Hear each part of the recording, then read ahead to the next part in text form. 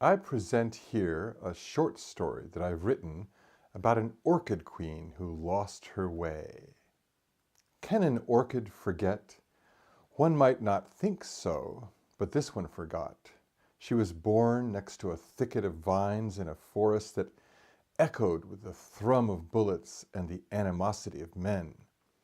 When she was very young, a boot had fallen on her body, exhausting her in a bewilderment of panic as she struggled to free herself.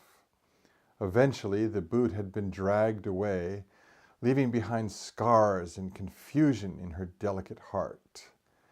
It was not simply that she was ignored by the soldiers marching on the path next to her home. She might have endured that, taking comfort in the admiration of animals and birds. Her tears, for orchids can indeed shed tears, grew from a profound sense of violation and pain. The foul acridity of tobacco juice often marred the ground around her, splashing across her flowers as she cringed in revulsion. More than one soldier stopped to urinate, unaware that she was choking from the fumes. Each year should have brought pride in the new growth of her leaves and petals. Instead, she was filled with unease as the forest trembled with the sounds of war. Bodies fell across the path, slamming into the earth with terrifying thuds. Her normal serenity was so disturbed by the continued years of conflict that she began to droop, even forgetting how to breathe. Sometimes she wondered if she had gone mad. She had not gone mad. She had fallen prey to the pain of loneliness and the sorrow of a violent world.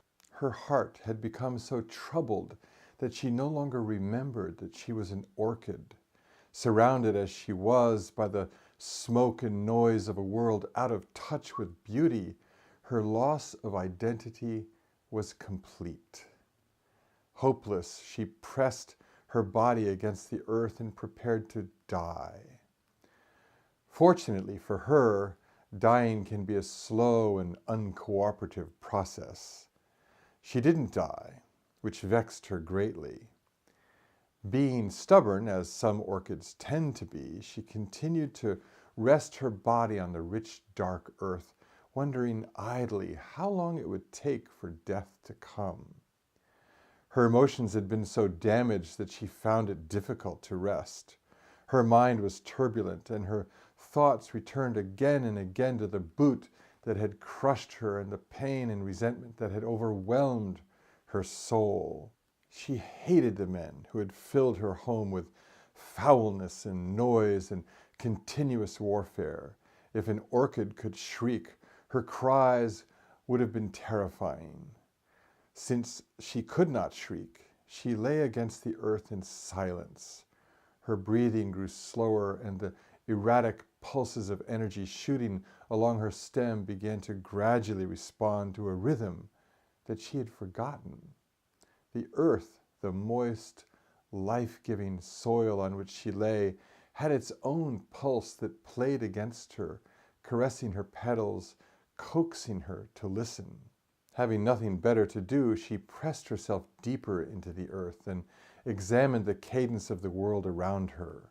She had not noticed such things for a very long time. Her pain had created impenetrable walls around her, condemning her to an unnecessary prison. Now, as she listened, she heard the gentle steps of animals walking along the forest paths. She heard the music of her friends, the birds, and felt the whispered breathing of other plant life. The earth beneath her was so warm and so embracing that she was sure that she felt the energy of the entire world swirling into her delicate roots and body. The energy was exuberant and made her feel lightheaded and frothy. She shifted one of her petals and glanced up at the sky and noticed with some surprise that the sun was bathing her body. She had quite forgotten how delightful the sun could be.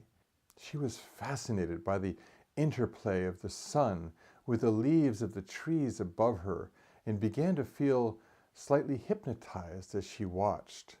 The trees seemed to bend toward her, nodding at her and speaking to her with the rustling of their leaves. She lay there quietly, gazing at the details around her. A deer mouse was standing on a rock in front of her and looking at her curiously, chewing on a seed. She ordinarily didn't pay much attention to mice, but this one seemed like a very fine little fellow. He squeaked at her, and she laughed, as orchids sometimes do. Many hours passed, and she discovered that she had forgotten how to listen. The world of the forest was filled with secret words of love that spoke of oneness and strength and peace. Her senses opened, and she began to feel that her roots were intertwined with every plant and tree, every clump of earth and vein of rock, deeper and deeper, spreading far beyond the forest. As she listened, her petals began to shine, and the energy coursing from the earth gave her the strength to lift her body from the forest floor.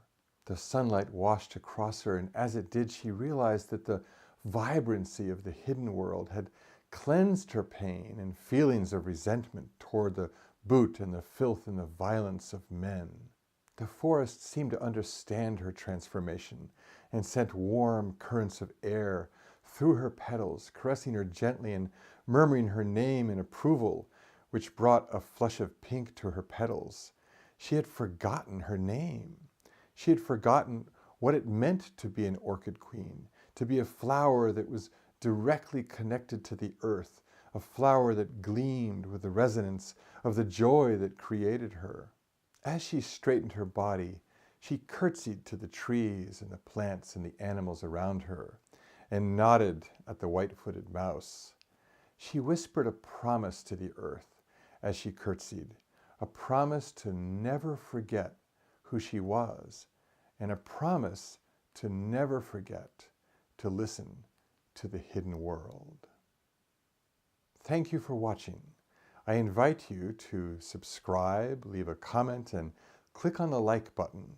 If you like this video, please help with the Views by 2 multiplication campaign by sharing the URL with 2 or more friends.